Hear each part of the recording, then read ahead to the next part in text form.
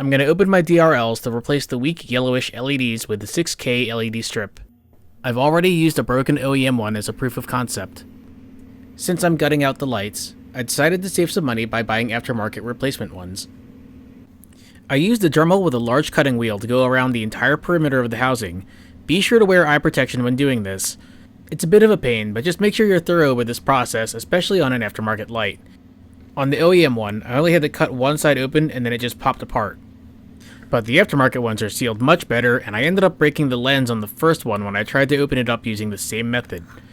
Fortunately, this crack is on the part of the lens that's hidden behind the bumper. I got lucky on that one, but I don't want to make that mistake again, which is why I went around the full perimeter on the remaining light. Despite my best efforts, I still managed to crack the lens. Again, I lucked out and it's on the part that's hidden behind the bumper. It might be easier to spend the extra money on OEM DRLs for this project. Using a 1/8 bit, I'm going to free the circuit board by drilling out the plastic rivets from behind through this and the other two recessed circles. I've already done this on the other light. If I flip it over, the board will come free.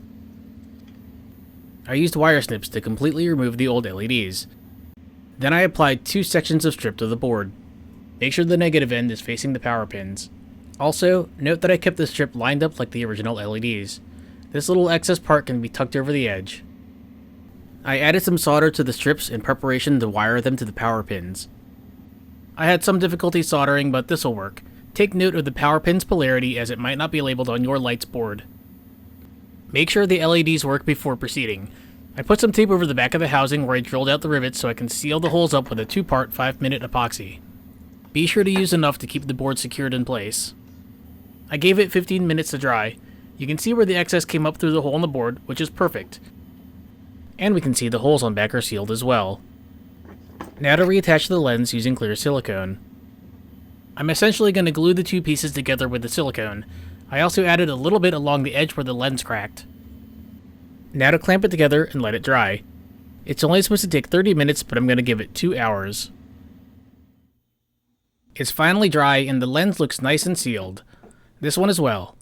Now I don't want these to get cracked by rocks like my last pair, so I've cleaned them off with alcohol and I'm going to apply some clear Lamin-x protective film.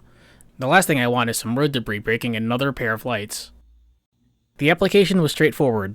Just use the tabs on the end to help line it up or readjust, then use the supplied utility knife to trim them off. To install the light, we only have to pop open the bumper side.